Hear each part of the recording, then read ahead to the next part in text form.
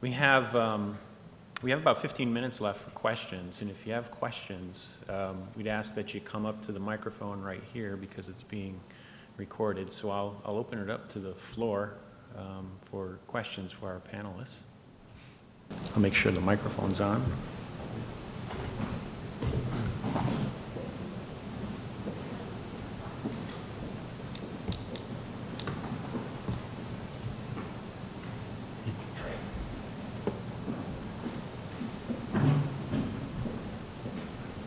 The last speaker talked about motivating utilities to motivate building owners to upgrade or make modifications.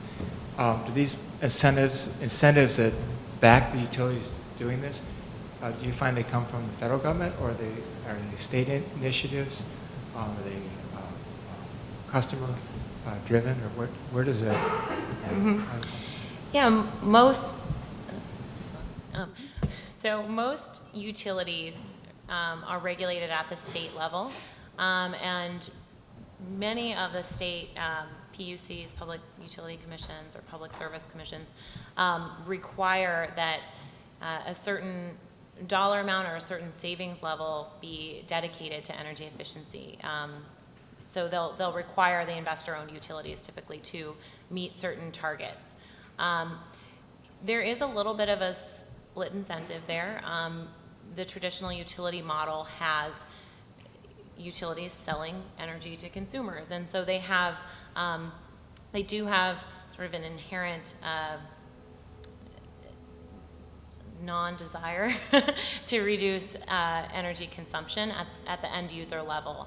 But the state regulators often require them to do so.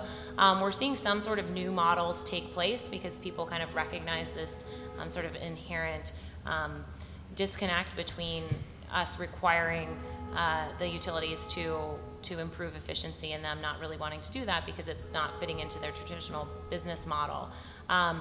But for now, under this current state, it is usually the state level that's requiring utilities to invest in efficiency. And so we're hoping to, through these types of policies, help them better understand how buildings are using energy and create more cost-effective energy efficiency programs.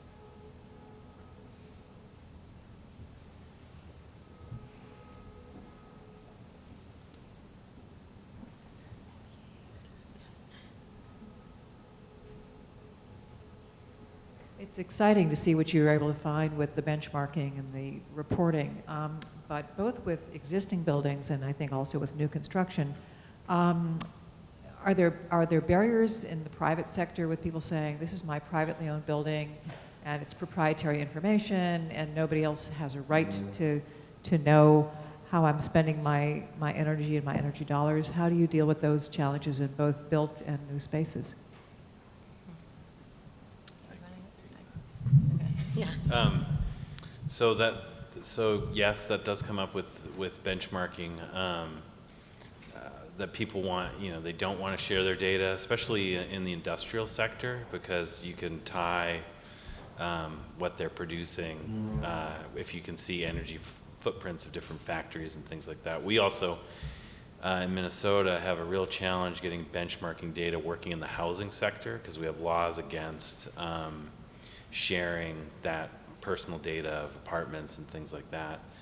The counter argument is that part of the energy footprint actually has public health effects.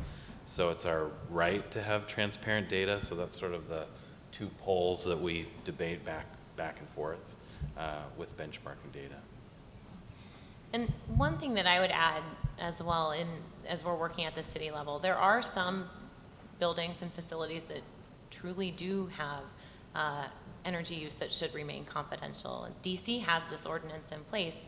There's a lot of federal government facilities that maybe have things going on that they don't want to show that they're using, off the charts energy. And so there's ways that cities can recognize that and make exemptions for the buildings that really should have their energy use private. But we firmly believe this is a consumer right to know this information and a public right to know it. As we've worked across the country, there's certain areas where the privacy issues and the kind of this is my property and I'm going to do what I want on it mentality that are stronger than others. And you know, you just have to find some common ground and make sure that you're telling that story of why this is important and why it's valuable to decision makers. Yeah, we just recently had that conversation in Madison, and it didn't go as well as in other cities.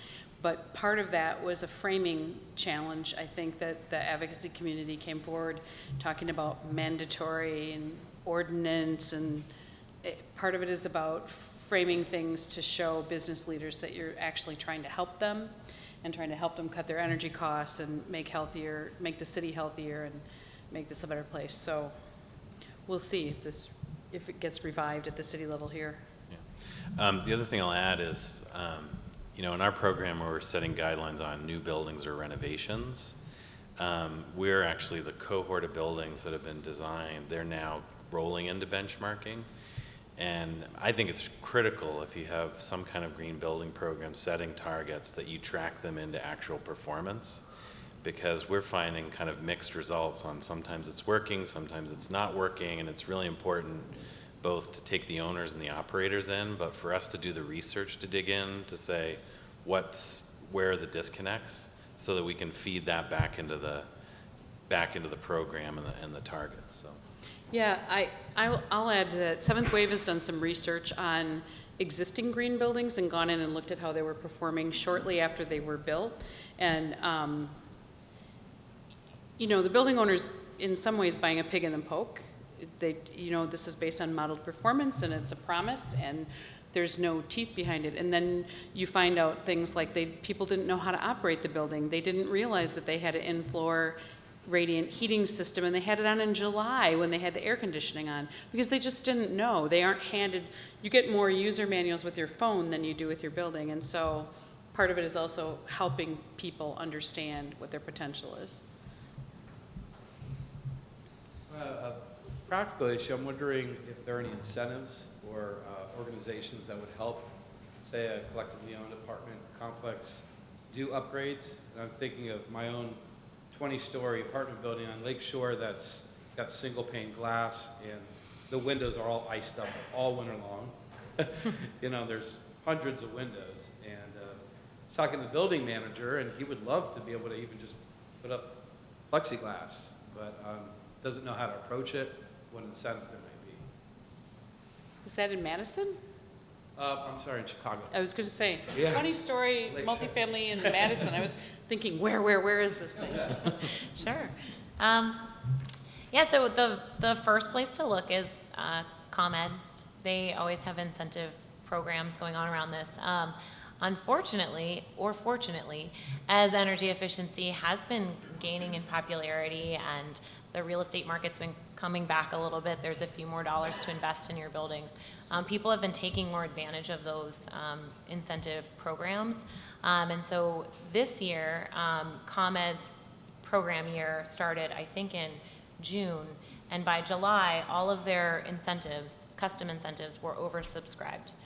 So now there's a waiting list to get any incentives for this program year. So I would suggest pulling your project together as soon as you can and submitting it to ComEd. They have lots of guidance and account reps that you can work with. And then you'll be on the waiting list for next program year when some funds free up. But that's one of the issues that we're trying to address here, right? Is there are incentive dollars to be spent on efficiency that the utilities are providing, but it's not being spent in the most effective way. And so thinking about using this data to restructure some of those programs to make sure that smaller building owners like yours or those with, you know, without the dollars to devote to a consultant who pulls this together, how can you get access to those funds? And so, yeah, so ComEd is your best bet in that. Talk to me after. We can hook you up with the right people. Yeah. Yeah. Yeah, go ahead.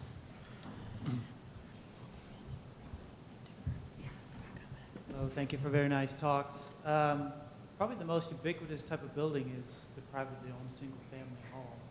I was wondering if you could talk to what are the ability to reduce energy use in these buildings to a great extent, and what type of programs do we need to put in place to get reductions from these? In this climate zone, it is all about insulation and air sealing for single-family homes. That's the #1 energy opportunity. So before you replace your mechanical system with something more efficient, make sure it's not going to be just more efficient at heating the outdoors. So that's probably the biggest thing in this area. There are incentives for energy audits in Wisconsin, so you can have an energy auditor come into your house and identify exactly what the right profile is for your home, and that's through Focus on Energy. And in the work that we do, probably single-family homes are one of the easiest building types, and so generally when we get involved in either a new development or assessing an existing neighborhood, we're very aggressive with targets on single-family homes that they should be net zero, if not net positive exporters of energy in the future is the way to think of single-family home sections of cities. So, so that's where we're focused, is how do we be very aggressive and create incentive programs and other things to set targets there. Because we've got other building types like hospitals and factories that probably won't get them to net zero. So how do you figure out an energy exchange between different building types is the kinds of things we're thinking about. We're right at 3:15. Why don't we take one more question? Maybe that's the last question. Yeah, it's been very interesting. We have experts on new buildings, on existing buildings, and my question is, how do city planners and architects make the decision between remodeling or retrofitting an existing building versus building a new building? For example, we have an engineering research building over here, which I was in for quite a few years, which is going on 50 years old. We have the old hospital building, which is probably 75 or 100 years old. So I'm wondering about the energy consequences over the long run. You mentioned that some buildings did better when they were retrofitted. But if you take the life cycle and all the materials and so on, are we looking at those things? Because many cities are in a situation now where they're again looking at some renewal issues and so on. So I wonder if you could comment on that. Yeah, I can start. So there's a report by the National Trust for Historic Preservation that looked at buildings of different eras, and when you factor in embodied, so we've already spent the carbon to build a building, so if you factor that in with the potential for operational efficiencies, for almost all eras of buildings, except for the junk we made in the 50s, it makes sense to renovate them whenever you can. And in addition, what we're finding in our program, you can meet very aggressive energy targets, even though it's a retrofit, kind of working with the building. So I can, if you give me a card or something, I can connect you to that report. That's probably one of the best analysis. Yeah, I live in a 350-year-old building part-time in Amsterdam, and there are a lot of cities which have placed a very high value on preserving their old buildings, but then still have to cope with complicated retrofitting. Yeah, and if you get old enough, you actually get back to an era of buildings that thought about daylighting, thought about natural ventilation, thought about all these things, and it was incorporated in the design. And then we hit this era of cheap fossil fuels where we could just pump energy in and make art forms out of buildings and forget about practical considerations. So Our capital's like that. All right, the very last question here. Two things. One, the retrofitting buildings brings up and you just talked about when energy was cheap, there was a first wave of sealing up buildings and so on, and we had unintended consequences with mold and other indoor air problems. So that's an issue that needs to be paid attention. But I'm glad you brought up the idea of accountability after the fact for performance of building design and construction, and now somebody else brought up the ERB. So if you look out to your left, it's that tall building over there. It's the engineering research building. And I spent a number of years in that building also. And it's a really good example of why we need accountability in buildings for performance, because I don't know if they fixed it since then. The windows leaked, and the condensation from the air conditioning came down through ceilings into labs and things like that. So it didn't leak air, they leaked water, is what I mean. So accountability for public projects is really important, but how do you hold, how do you implement that for private projects when you don't have control of a contract? That's the, we're looking through the Accelerate Performance Project on changing the contract language so that the owner has a financial opportunity to hold the design team accountable for the building after they move in. I think we'll stop there. Thank you very much to our panelists today. Great.